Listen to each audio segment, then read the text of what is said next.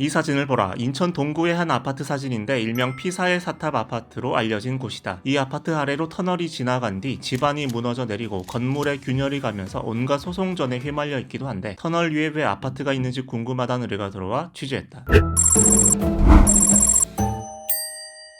인천 동구의 삼두 1차 아파트는 1984년 지어진 구축 아파트인데 2015년 이 지역 지하 50m에 인천 북항 터널을 뚫는 공사가 시작되면서 터널 위에 아파트가 지어진 것처럼 변해버렸다. 인천 북항 터널은 수도권 제2순환고속도로의 일부분으로 해저 터널 구간까지 있는데 차로 통과하는 데만 약 20분 걸리는 장거리 터널이다. 주민들에 따르면 이 아파트는 공사가 시작된 이후에 이렇게 땅이 꺼지거나 아파트 구조물이 바닥과 분리되고 집안 침하가 분명하게 나타났다고 한다. 교외도 이렇게 땅이 꺼져서 문지방이 휘어졌다고 한다. 이렇게 생긴 균열이 700건이 넘는다. 정확한 원인에 대해선 터널 공사 시행사인 포스코 건설과 주민들의 주장이 맞서고 있다. 주민들 주장은 애초에 갯벌 매립지라서 집안 구조가 취약한 이곳에 시공사 측이 집안 검사를 엉터리로 하고 공사를 한 게 문제란 건데, 반면 포스코의 주장은 터널은 멀쩡한데 아파트를 애초에 잘못 지어서라는 거다. 바로 몇백 미터 앞에 있는 삼두 2차 아파트가 멀쩡한 걸 본 주민들 입장에선 물론 받아들이기 힘든 얘기다. 아파트 주민들은 포스코 건설에 손해배상을 청구해서 1심 패소 뒤에 현재 2심이 진행 중인데 법원이 제 감정 요구를 받아들여서 어떻게 뒤집힐지 모르는 상태다. 주민들에 따르면 제 감정은 끝났지만 보고서 발표가 수개월째 늦어지는 상황이라고 한다. 담당 지자체인 인천 동구청은 소송 결과에 따라서 집안을 다시 보수 보강 공사를 해서 재개발을 할지의 여부 혹은 보상을 어떻게 할지를 염두에 두고 있다고 한다. 다만 주민들도 지금 아파트를 보수 보강만 해준다면 계속 살고 싶은 사람과 보상을 받고 떠나고 싶은 사람 등 입장이 나뉘기 때문에 일단 재판부터 기다려봐야 한다. 그럼 애초에 왜 이런 터널 위에 건물이나 건물 아래 터널이 생기는 걸까? 원래 국내에서는 터널 위에 건물이 있는 경우가 지하철 정도를 제외하면 많지가 않았다. 주거지를 도로가 통과해야 할 경우에 고가도로를 놓는 게 대부분이었기 때문이다. 또 정부는 혹시나 모를 위험을 이유로 터널 위에 건축 허가나 증개축 허가 자체를 내주지 않았다.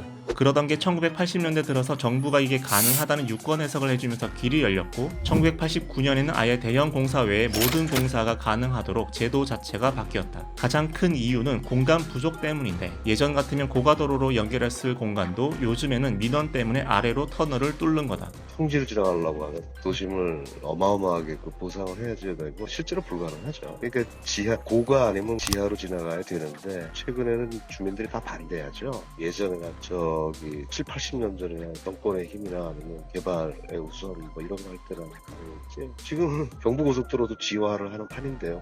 최근 서울시가 신림 봉천 터널 상부 공간에 공공 행복주택을 지어서 공급하겠다고 발표한 게 있는데 이 터널은 당초 2022년 개통 예정이었다가 최근엔 또 2026년으로 개통 시기가 미뤄진 상태다. 공공주택을 가급적 교통 편한 도심에 지어야 하는데 공간이 모자라다 보니까 여기에 짓는 건데 이런 정책적 목적이 아니라면 굳이 이런 곳에 지을 이유가 없어 보인다. 전문가들은 지하 터널과 아파트의 조합이 정말 지하 공간의 안전을 완벽하게 체크했는지 장담하기 어렵다고 말했다.